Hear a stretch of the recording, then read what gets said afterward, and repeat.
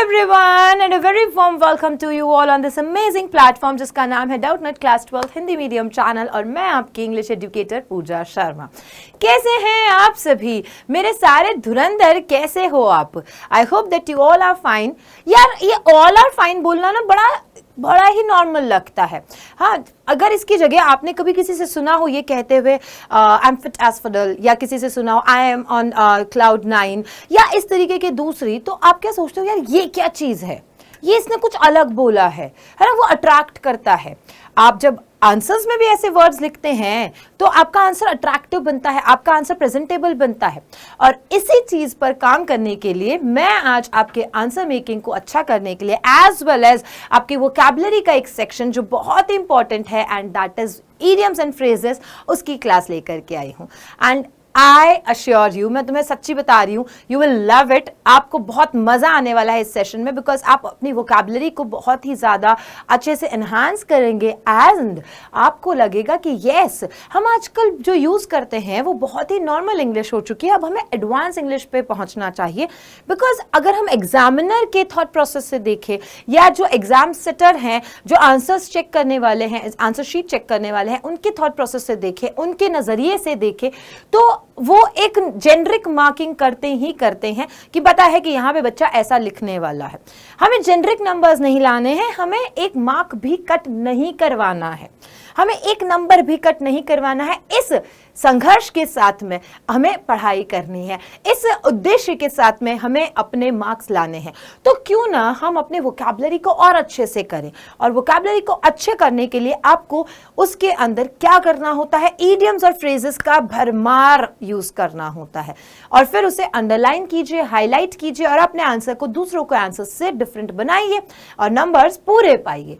तो आज की इस क्लास के अंदर मैं बताने वाली हूं आपको बहुत सारी ऐसी इडियम्स एंड फ्रेजेस जो डायरेक्ट क्वेश्चंस के तौर पे भी आती हैं, as well as you can use it in your answer making, writing section में या कहीं पे भी। ओके, सो आई होप कि आपने क्लास को लाइक कर दिया होगा, आई होप कि आप सभी ने इस क्लास को शेयर कर दिया होगा ऑलरेडी, व्हाट्सएप पे, टेलीग्राम पे, सारे स्टडी ग्रुप्स में जल्दी से शेयर कर दो। और जो नए बच्चे आए हैं यहाँ पर और अभी तक जिन्होंने सब्सक्राइब नहीं किया है, तो क्लास 12 हिंदी मीडियम चैनल है, इसे सबसे पहले सब्सक्राइब करना है। हमारा ऑलरेडी सब्सक्राइब्ड है, सो यू नीड टू, आप सब्सक्राइब कीजिए।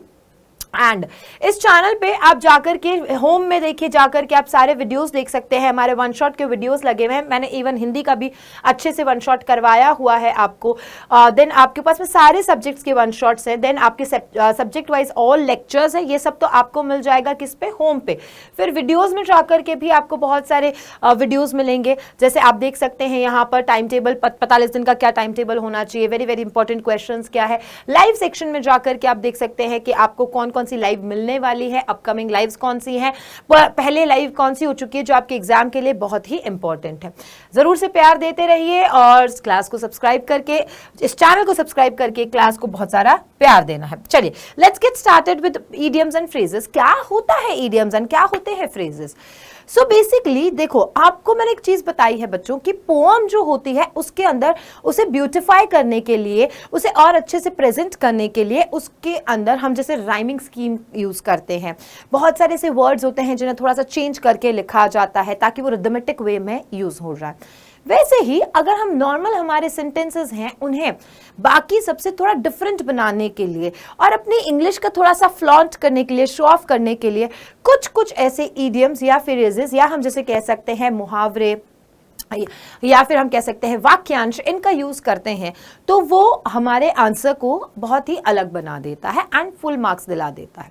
सो आज हम वही करने वाले हैं। इसके अंदर मैं बहुत सारे MCQs लेकर के आई हूं आपके लिए।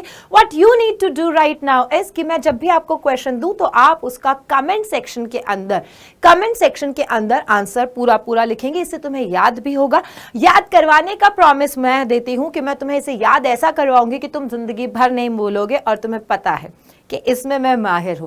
लेकिन तुम आंसर लिखने में माहिर बन जाओ, तुम सारे आंसर्स मुझे कमेंट सेक्शन में लिखोगे।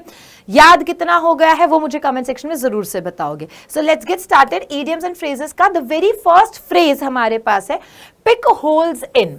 आप ये देखिए, आपका क्वेश्चन ऐसा आता है, MCQ के फॉर्म के अंदर आता है और आपको बोल दिया जाता है कि इस फ्रेज का मतलब क्या है।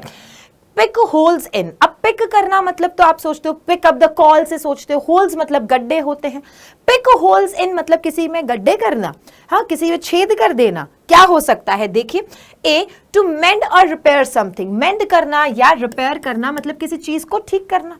हम जूतों को मेंड करवाने जाते हैं, उन्हें ठीक करवाने जाते हैं, तो मेंड करना मतलब क्या होता है, रिपेयर करना, उसे ठीक करवाना कहते हैं। या टू क्रिटिसाइज और फाइंड फॉल्ट्स इन समथिंग, किसी चीज में गलतियां निकालना। टू पिक होल्स इन मतलब आपने देखा कि कोई लड़का है जिसकी बहुत तारीफ हो रही है, टॉपर है, उसकी बहुत तारीफ हो रही है, लेकिन मान लीजिए कि टॉपर जो है वो कॉन्फिडेंट नहीं है, ठीक है, तो वो आंसर्स बोल नहीं पाता है, सिर्फ लिख पाता है।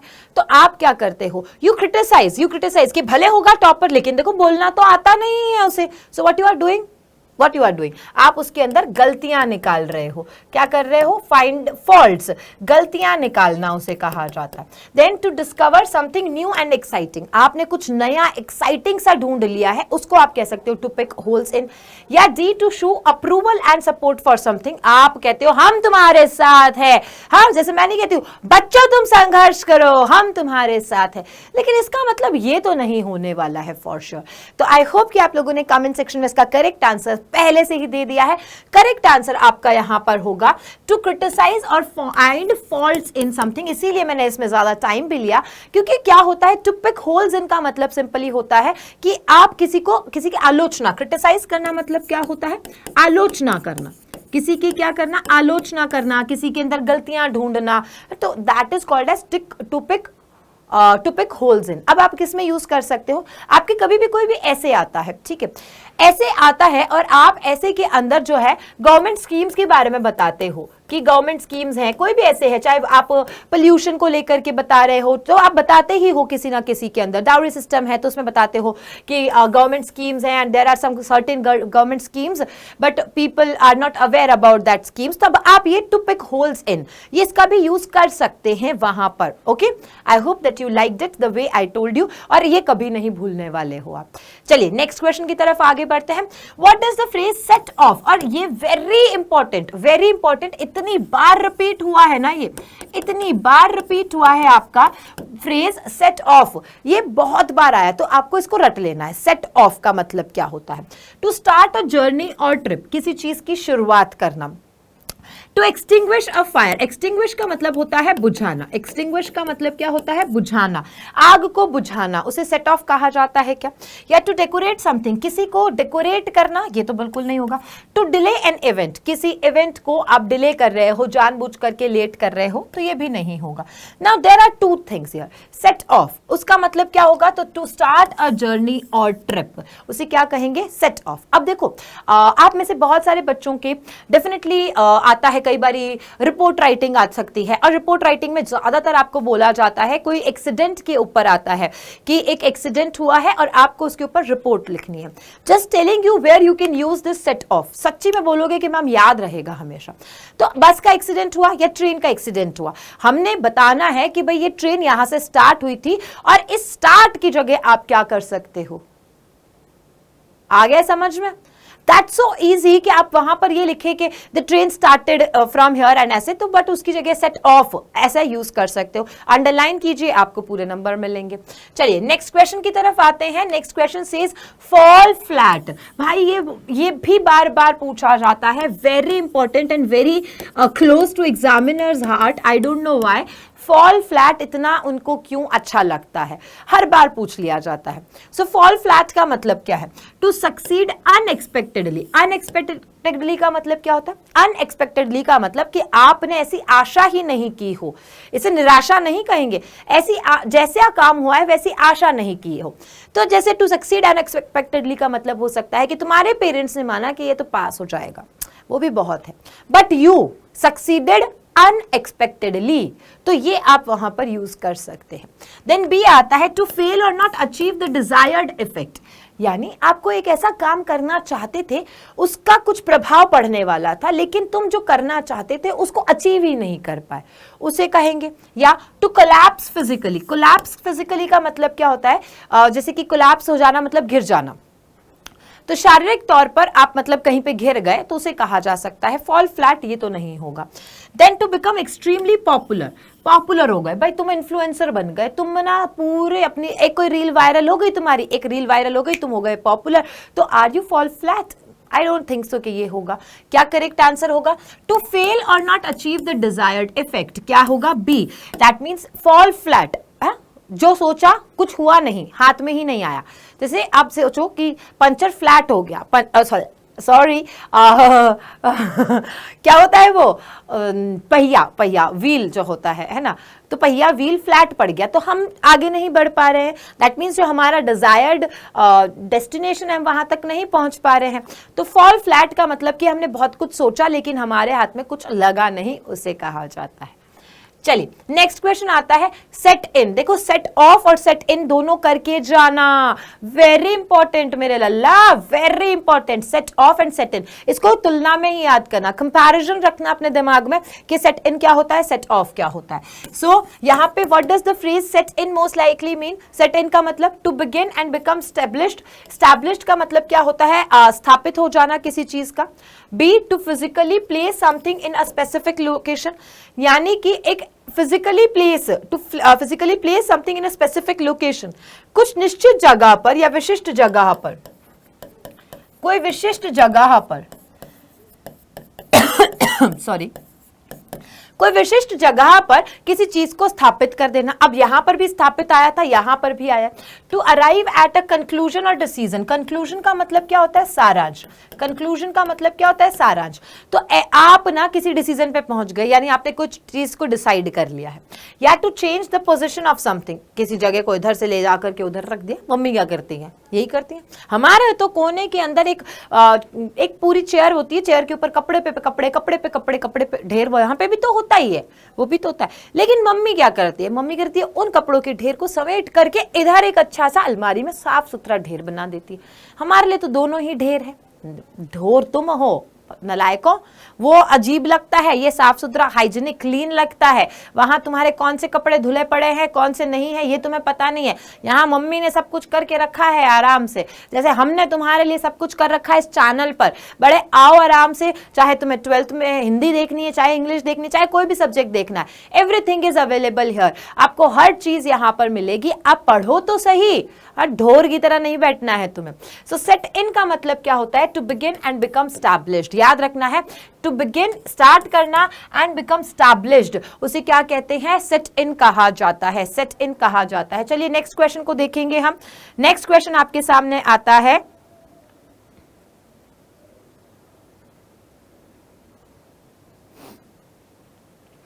Run down. What does the phrase run down most likely mean? Run down का मतलब क्या होता है, run down? या तो देखोगे अगर लिटरल मीनिंग पे तो नीचे उतरना, नीचे भागना, है ना। अगर लिटरल मीनिंग पे जाएंगे तो इसका मतलब हो गया रन डाउन, यानी नीचे उतरना, है ना, नीचे भागना जैसे कहा जाता है, रन डाउन। बट अगर आपने कभी कभी ना इंग्लिश सॉन्ग्स सुने होंगे तो इंग्लिश सॉन्ग्स के अंदर आपने ना ऐसे वर्ड्स को जरूर से सुना होगा। अब उस वक्त तुम्हें पता नहीं होता है कि ये रन डाउन क्यों यूज किया गया है या बाकी सारे फ्रेजेस क्यों यूज किए गए, क्योंकि उसका लिटरल मीनिंग पे नहीं जाना होता है, उसका एक डीप डाउन अलग मीनिंग होता है। इसीलिए तो हम आज इडियम्स और फ्रेजेस पढ़ रहे हैं। तो देखिए रन डाउन का मीनिंग क्या होगा, टू फिजिकली चेज समथिंग और समवन, यानी कि शारीरिक तौर पर किसी का पीछा करना। चेज करना मतलब क्या होता है, पीछा करना। या बी, टू बिकम एग्जॉस्टेड और डिप्लीटेड। एग्जॉस्ट हो जाना मतलब क्या कह सकते हैं कि आपकी एनर्जी पूरी चली गई है। एग्जॉस्ट हो जाना मतलब आपके अंदर नो एनर्जी, है ना। तो टू बिकम एग्जॉस्टेड यानी you have no energy left, ठीक है। या टू अपडेट और रिव्यू इंफॉर्मेशन, आपने कोई इंफॉर्मेशन को अपडेट किया है या ऑलरेडी कोई इंफॉर्मेशन थी उसको रिव्यू किया है कि हाँ, जैसे रिव्यू करना मतलब अभी धुरंधर मूवी आई थी, है ना, तो उस पर आपने रिव्यूज देखे होंगे और बड़ी अच्छी मूवी है, बड़ी अच्छी मूवी है, सब बोल रहे बड़ी अच्छी मूवी है। ये उसकी क्या होते हैं, रिव्यूज होते हैं, यानी कि किसी ने देखा उसके बाद में उसके बारे में बताना, तो रिव्यू कहा जाता है।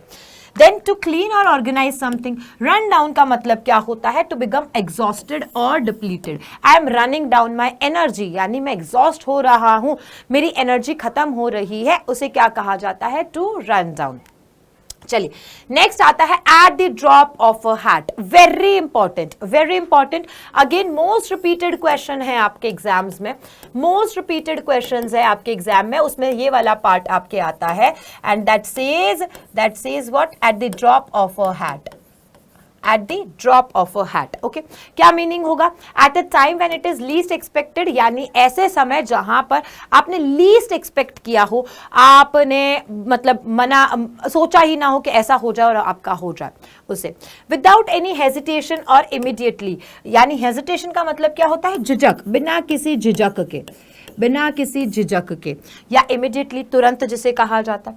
When something is at risk of falling, at the drop of hat मतलब कि कोई चीज जो है गिरने के रिस्क पे हो, आपके हाथ से चले जाने के रिस्क पे हो, उसे कहोगे।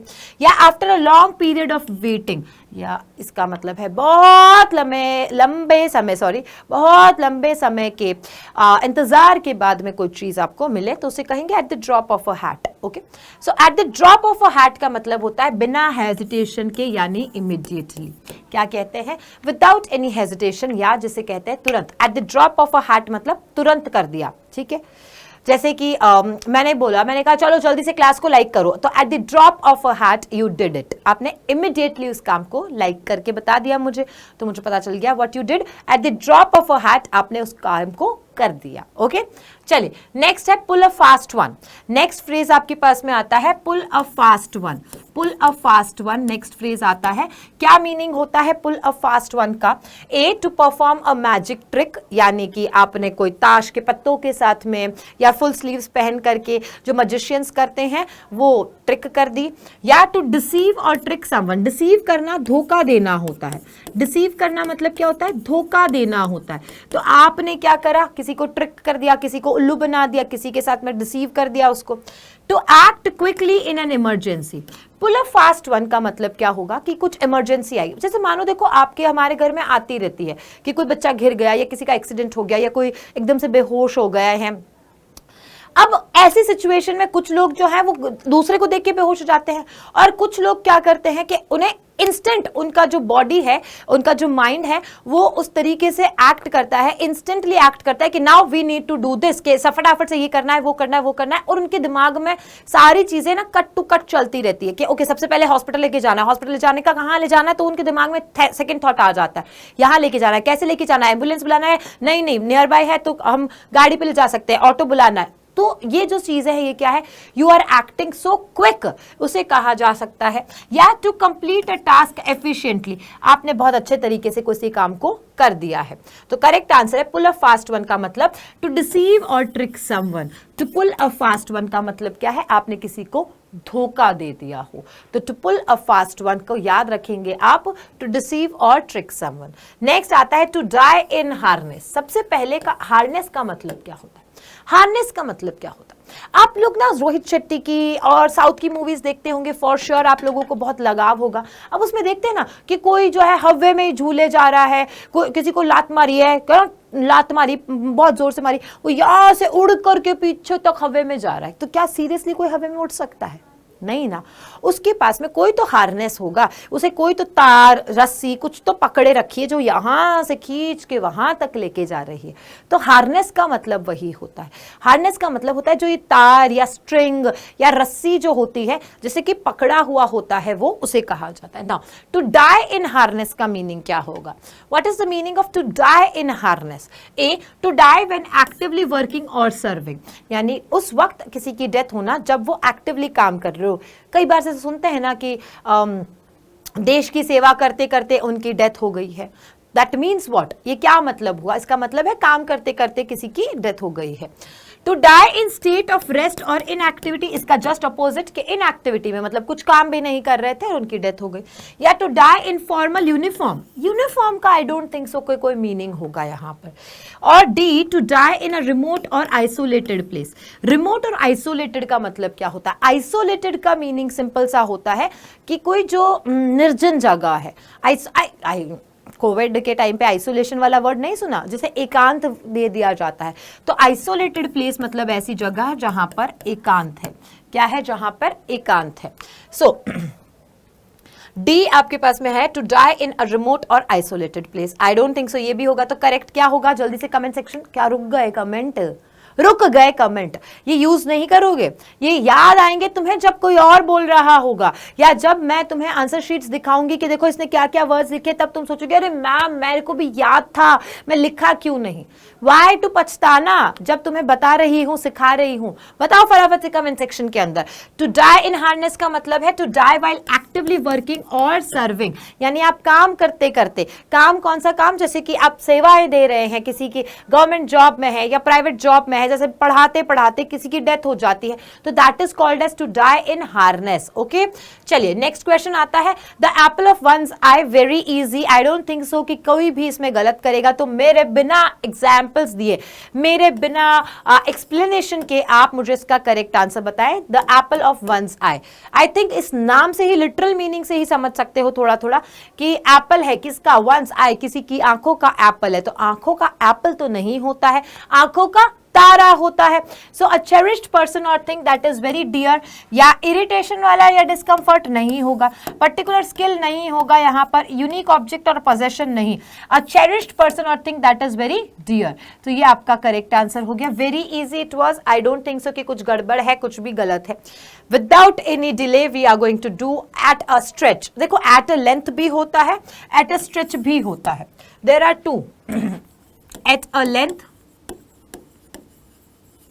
और एट अ स्ट्रेच भी होता है, दोनों होता है, at a length okay and eight a stretch भी होता है। स्ट्रेच करना क्या होता है, स्ट्रेच करना जैसे कि स्ट्रेचिंग करवाते हैं, तो आपके स्कूल के अंदर भी जब आप वहां होते हैं, पीटी वीटी करवाते हैं ना तुम्हारे स्कूल के अंदर या असेंबली के अंदर, तो तुम्हें स्ट्रेचिंग कराई जाती है, 1 2 छा छा छा, 3 4 छा छा छा, है ना। अब तुम्हें ये कहाँ आता है, तुम्हें तो आता है एक मछली पानी में गई छिपाक, हाँ ऐसे आता है, इतना सा हाथ हिलता है, स्ट्रेचिंग करवाना है ना, ऐसे ऐसे, ये जो स्ट्रेचिंग करवाई जाती है, so that is stretch. Eight a stretch का मीनिंग क्या होगा, आप देखो, continuously for a period of time, यानी लगातार होना किसी काम का एक समय तक, at a distance from a certain point, किसी निश्चित बिंदु से दूरी पर होना, डिस्टेंस पे है, दूरी पे है।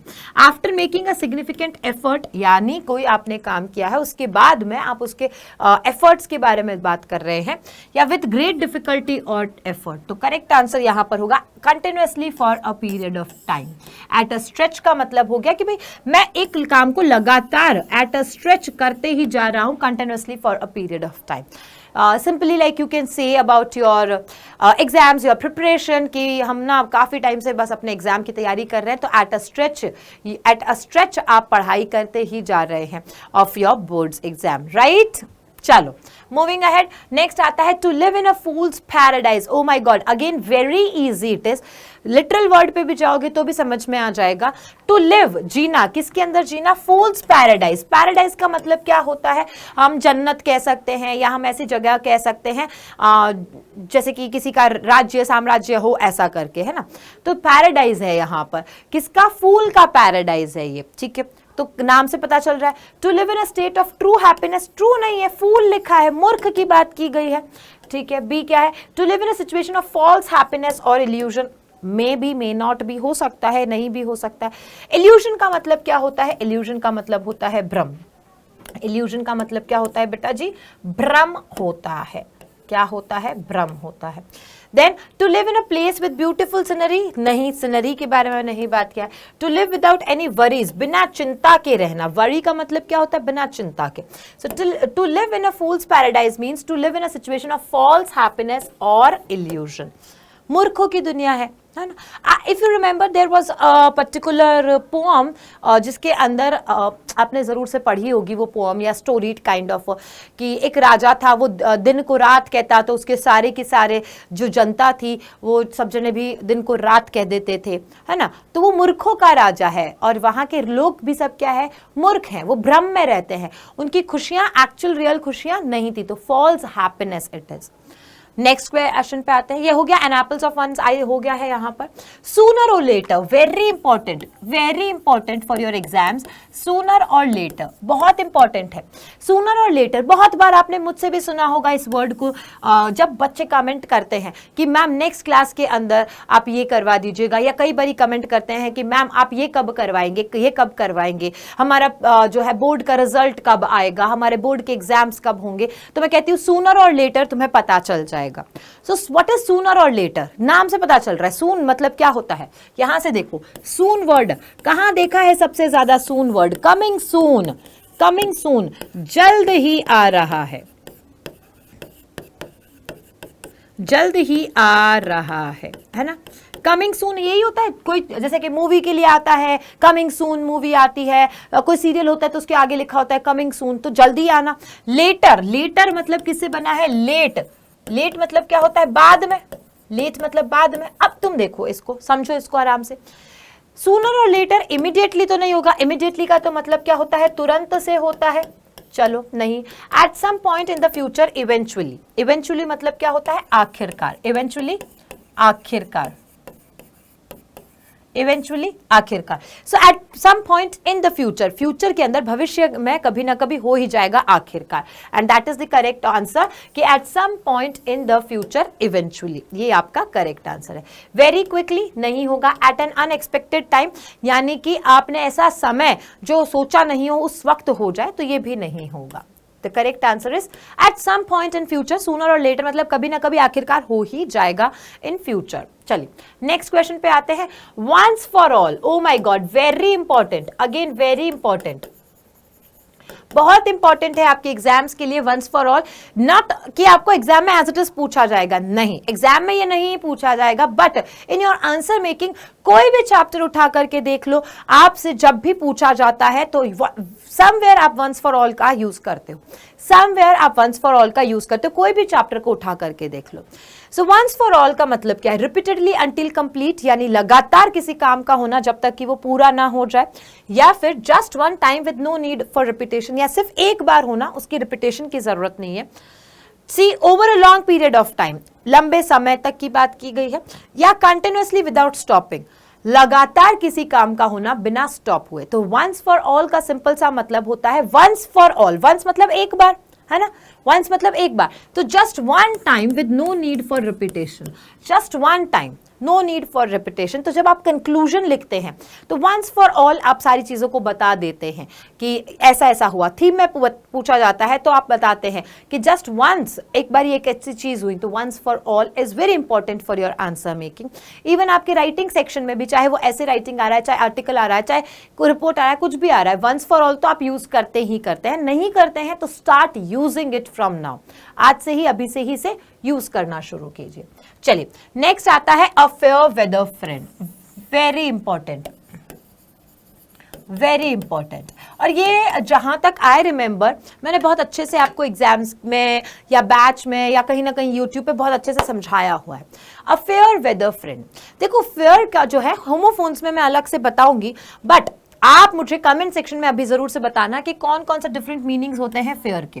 होमोफोन्स में मैं आपको अलग से अच्छे से बताऊंगी कि क्या क्या होता है होमोफोन्स में फेयर का मीनिंग, बट आपको कितने फेयर के मीनिंग आते हैं with a little change of the spelling as well, FARE का भी पता है तो you can tell me in the comment section.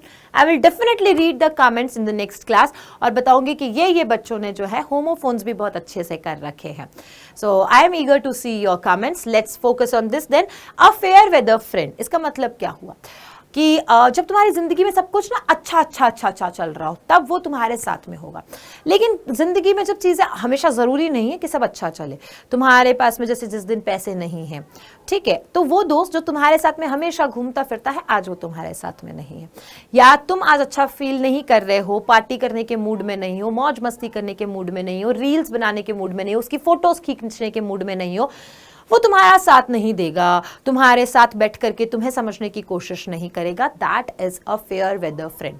Fair weather, अच्छा मौसम है तब वो तुम्हारा दोस्त रहेगा, यानी जब तुम्हारे साथ में चीजें अच्छी अच्छी होगी तब तुम्हारा दोस्त बनेगा। और जैसे जैसे आप अपनी लाइफ में आगे बढ़ोगे ऐसे बहुत सारे फ्रेंड्स मिलेंगे। And I have told you my experience as well that मेरी भी लाइफ में एक टाइम पे एक ऐसी फ्रेंड आई थी, क्योंकि मैं कमाने लग गई थी तो समवेयर मेरे पास में पैसे का फ्लो था, बहुत जल्दी मैं कमाने लग गई थी तो पैसे का फ्लो था। बट ये दूर से जैसे मेरे एज वाले लोग हैं उनको क्या लगता है, अरे ये तो पैसे कमाती है ना। मेरे एज ग्रुप के जो लोग होंगे उन्हें क्या लगेगा, अरे ये तो पैसे कमाती है, इसके पास तो पैसे हैं। उन्हें ये नहीं पता ना कि मेरा जो पैसा है वो मुझे घर चलाने में काम में लेना है। So they started like being friend with me just because कि अरे ये तो कमाती है, ये तो हमें बाहर घुमाने भी ले जा सकती है, हमें खाना खिलाएगी, हमें बाहर खिला भी देंगे भाई दोस्ती के मारे कि हाँ भी नया दोस्त है, अच्छा दोस्त है, खिलाएंगे खिला देंगे। लेकिन रोज रोज नहीं खिलाएंगे ना, रोज रोज तो हम भी अपना थोड़ी ना कटवाएंगे। हाँ, हमें भी समझ में आ जाएगा कि देखो जब पानी बताशे खिलाओ, मोमोज खिलाओ, ये खिलाओ, वो खिलाओ। तो such type of friends are fair weather friends, right. जिंदगी में ध्यान रखना बच्चों, आज तो मैं यहाँ पे बताती हूँ, कुछ आपके दोस्त ऐसे होंगे जो आप एक ईगो ट्रिप पे या एक अपने अलग ट्रिप पे चले जाते हो, है ना, वो तुम्हारा साथ उस वक्त नहीं देते हैं और वो तुम्हें कहते हैं देख संभल जा, गलत हो रहा है, रुक जा, थम जा। और तुम कहते हो नहीं, देखो तुम्हें ही मुझसे जलन हो रही है, बाकी मेरे कितने सारे दोस्त हैं, ये देखो ये मेरे साथ में घूमते हैं, मौज मस्ती करते हैं, एंजॉय करते हैं, तुम्हें मेरे एंजॉयमेंट से जलन है क्योंकि तुम्हें ये अचीव नहीं हुआ है ना। ऐसा हम बोल भी देते हैं, just telling you. But at a point you will realize कि वही तुम्हारा सच्चा दोस्त था और वो तुम्हें रोक इसलिए रहा था क्योंकि उसे पहले ही पता चल गया था कि जो तुम्हारे आसपास में जो दोस्त हैं वो तुम्हारे सच्चे दोस्त नहीं हैं, ये तुम्हारे रियल फ्रेंड्स नहीं हैं, right. So be with a person जो तुम्हें क्रिटिसाइज करे, तुम्हारे को जो है भरा बुला तुम्हारे सामने बोल दे, जो भी बोलना है वो तुम्हें समझाए, but don't be with fair weather friends. Okay, fair weather friend का मतलब समझ में आ गया है। So a friend who is loyal only when things are good going well. हाँ, a friend who is always supportive नहीं, ऑलवेज सपोर्टिव नहीं। A friend who is good at planning outdoor activities नहीं। A friend who provides practical advice नहीं। तो अ friend जो क्या है, loyal रहेगा आपके लिए जब सारी चीजें अच्छे से चल रही होगी तब ओनली। चलिए, of and on very important for your vocabulary, for your answer presentation. Of and on is okay, बहुत इंपॉर्टेंट है of and on, very important. क्या मतलब होगा, कॉन्स्टेंटली और रेगुलरली, लगातार जिसे कहा जा सकता है। ऑफ एंड ऑन का मतलब क्या है, लगातार है, या इंटरमिटेंटली और ओकेजनली। ये इंटरमिटेंटली वर्ड आपने बहुत ज्यादा सुना होगा, इसको थोड़ा सा मैं याद करवा देती हूं आपको। आपने ना बहुत सारे लोगों को अभी तुम्हारे आसपास में या फिर कहीं ना कहीं कुछ ना कुछ सोशल मीडिया चैनल्स पे, नेटवर्क्स पे देखा होगा कि वो फास्टिंग कर रहे हैं, मोटा हो रहा है ना तो वो फास्ट कर रहे हैं। कौन सा फास्ट कर रहे हैं, इंटरमिटेंट फास्टिंग कर रहे हैं। कौन सी फास्टिंग कर रहे हैं, इंटरमिटेंट फास्टिंग कर रहे हैं। अब इंटरमिटेंट फास्टिंग क्या होता है, 12 घंटे 14 घंटे 16 घंटे लगातार भूखे रहना, फिर थोड़ा सा कुछ खाना, फिर वापस से भूखे रहना, इससे इंटरमिटेंट फास्टिंग कहते हैं। आप जरूर से सुनेंगे डेफिनेटली।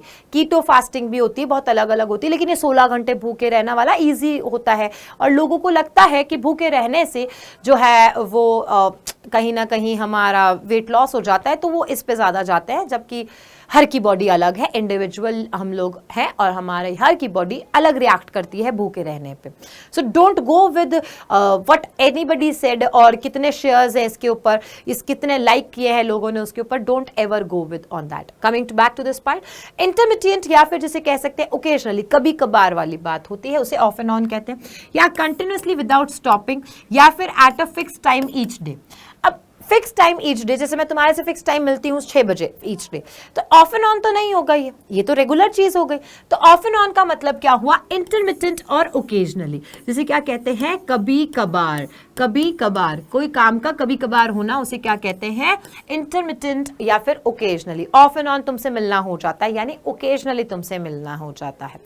अब ये कहां पर आप यूज कर सकते हो, मान लीजिए आपके इलेक्ट्रिसिटी सप्लाई के बारे में या वाटर सप्लाई के बारे में क्वेश्चन आता है। अब आप वहां पे ये कहते हो कि ऑल्टरनेट डेज पे पानी आता है या ओकेजनली जो है पानी आता है, तो उसकी जगह आप क्या कह सकते हो, आप उस जगह कह सकते हो off and on. There is a supply, और वो सप्लाई कैसी है, ऑफ एंड ऑन सप्लाई है। आया ना, चमका ना। जब ऐसे आओगे, ऐसे लिखोगे, अंडरलाइन करोगे, तुम्हारे marks automatically, I am saying you, है ना, मैं एक्सपीरियंस के साथ कह रही हूँ, बहुत अच्छे नंबर्स लाओगे। चलिए नेक्स्ट क्वेश्चन क्या आता है, to nip in the bud. To nip in the bud, ये एज इट इज पूछा जाने वाला है, एमसीक्यू के फॉर्म में ही पूछा जाता है, वेरी इंपॉर्टेंट, बहुत ही इंपॉर्टेंट है। To nip in the bud का मतलब क्या है, to allow something to grow freely. To allow something to grow freely, यानी कि कोई चीज आपने बोई और आप उसको अपने आप से स्वतंत्र रूप से वो वैसा जैसा जा रहा है उसे उगने देते हैं, ग्रो करने देते हैं। To address a problem early before it grows bigger, या कोई एक ऐसी प्रॉब्लम है जो तुमने बड़ी हुई उससे पहले ही एड्रेस कर लिया, उसके बारे में बात कर ली। जैसे कि ओवर थिंकिंग की प्रॉब्लम होती है, लोग बहुत ओवर थिंक करते हैं, फिर पूछते हैं कि मैम ओवर थिंकिंग बहुत बेकार हो गई है मेरी, अब मैं क्या करूं। या कुछ होते हैं जो छोटा सा स्मॉल कुछ इंस्टेंस होता है उनकी लाइफ में और वो ओवर थिंक करते हैं, वो बोलते हैं मैम मैं शायद ओवर थिंकिंग करने लग गए हूँ, कि इसका क्या। तो दैट मीन्स यहाँ पर to address a problem at early stage, बहुत ही पहले की स्टेज पर ही उसे समाधान कर देना। या to support the growth of something, या फिर आप क्या कह सकते हैं, किसी के सपोर्ट करना, है ना, किसी चीज को सपोर्ट करना। या डी to ignore a minor issue, ignore कर देना, कोई छोटा सा बात है उसको चलो छोड़ो, कोई नहीं, होता रहता है, ऐसा करना। सो to nip in the bud का मतलब है to address a problem early before it goes bigger. समझिए, बड मतलब कली, है ना, बड मतलब क्या होता है, बड का मतलब होता है कली। कली का मतलब तो समझते हैं ना, फूल होता है, कली होती है, तो जो कली का रूप है यानी छोटे से रूप में है, तभी उसको क्या कर देना, खत्म कर देना, उसे निप कर देना। निप करने का वैसे तो मतलब क्या होता है, किसी को जड़ से उखाड़ के फेंक देना होता है। निप करना मतलब तो यही होता है, जड़ से उखाड़ करके फेंक देना। सो to nip in the bud का मतलब है कोई चीज जब छोटी स्टेज पर है उसी वक्त उसे उखाड़ करके फेंक देना, उस प्रॉब्लम को सॉल्व कर देना। ओके, चलिए नेक्स्ट क्वेश्चन आता है, very important at 6s and 7s, and ये 6 7 6 7 6 7 बहुत ज्यादा चल रहा है, आप लोगों ने बहुत सुना भी होगा। 6 7 6 7 6 7 ये कहीं ना कहीं इसी से रिलेटेड है ना, देयर इज नथिंग न्यू जो जेनजी ने निकाला है, ये कहीं ना कहीं ऑलरेडी इंग्लिश में था, जिसके साथ में थोड़ा सा ऊपर नीचे हुआ। तो एट 6s and 7s का मतलब क्या होता है, 6 and 7 का मतलब होता है in a state of confusion और डिसअरे।